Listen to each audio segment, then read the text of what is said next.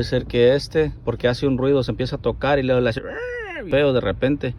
Puede que esté tirando voltaje pero me da una sospecha que dice que lo hace más con el carro apagado. Entonces quiere decir que también puede estarle faltando corriente.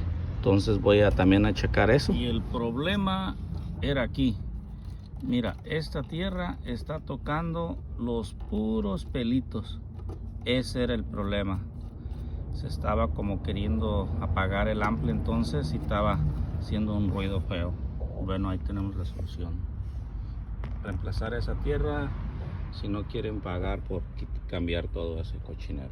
Ahí se le puso ya una buena conexión de tierra. Cerrar esto y conectarlo. Ahí está, conectadito y listo.